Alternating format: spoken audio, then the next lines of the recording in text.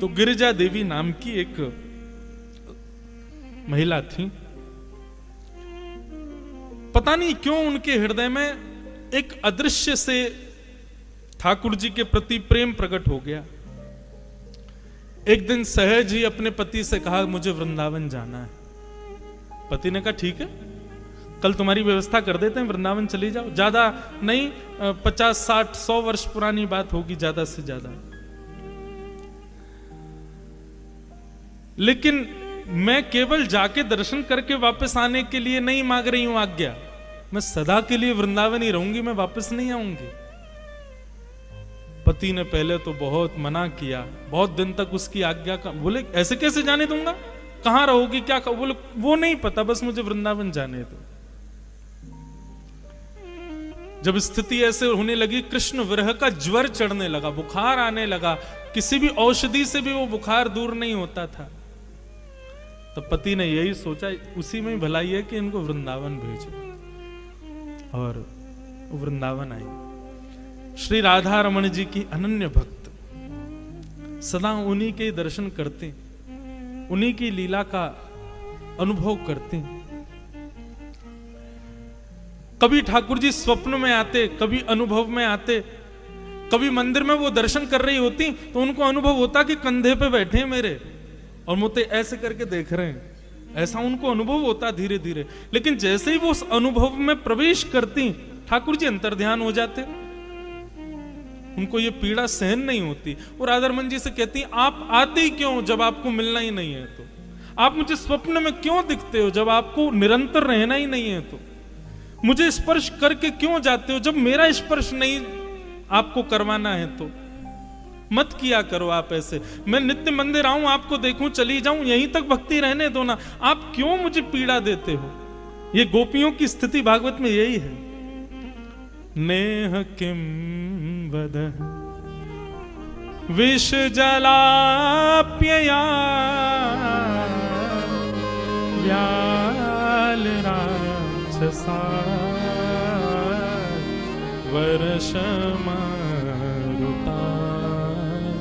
वैद्युतान लाग। गोपी गीत, गोपी गीत में गोपियां क्या कहती हैं, नाथ हमको अकेले इस वन में छोड़ के आप अंतर्ध्यान हो गए, अगर इसी प्रकार हमको मारना था तो कालियानाग से क्यों बचाया, इंद्र ने वर्षा की, गिरिराज पर्वत क्यों उठाया, तृणावर्त, सक्टासुर, इतने सारे राक्षस ब्रज में आए हमको मारने के लिए, आपने हमको उनसे क्यों बचाया जब आपको ऐसे ही मारना था हमको। तो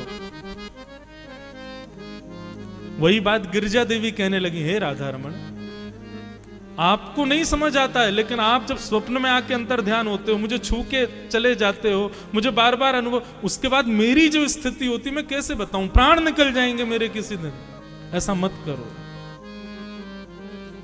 एक दिन महामंत्र का जाप कर रही थी, हरे कृष्ण कृष्ण कृष्ण हरे हरे, हरे राम राम राम हरे हरे। महामंत्र का जप निरंतर करती थी, और जब वो जप करने बैठती तो कभी हाथ से माला छूट जाए, कभी उनको नींद सी आने लग जाए, कभी पीछे से नोच के भग जाए ठाकुर जी, ऐसे कुछ ना कुछ करते थे। पता नहीं उनके मन में कहां से ये भावना आई, और उन्होंने माला पुनः उठाई और महामंत्र ना करके श्री राधा श्री राधा श्री राधा श्री राधा श्री राधा जपने लगी। जैसे ही श्री राधा नाम का उच्चारण करना उन्होंने प्रारंभ किया, किसी ने उनको कहा नहीं, किसी ने उनको बोला भी नहीं, पर सहज ही उन्होंने शुरू कर दिया। क्यों? इस विरह वेदना को श्री जी समझ गई थी कैसे दूर करना है। बहुत ध्यान से सुनना क्या हुआ। जैसे श्री राधा राधा राधा जपने लगी तो गिरिजा देवी एक गोस्वामी जी के यहाँ किराए पर रहती थी, नीलमणि गोस्वामी जी के घर पर किराए पर रहती थी। वो गोस्वामी जी को ज्वर चढ़ा था, वो लेटे हुए थे अपने बिस्तर पर। अचानक बिस्तर पर लेटे लेटे उनको पता नहीं क्या हुआ, वो कहने लगे गिरिजा देवी को बुलाओ, गिरिजा देवी को बुलाओ, गिरिजा देवी को बुलाओ। लोग दौड़े दौड़े गए, अरे गिरिजा देवी गोस्वामी जी पुकार रहे हैं, जल्दी चलो। वो दौड़ करके जैसे ही आई गोस्वामी जी के पास, कहो बाबा।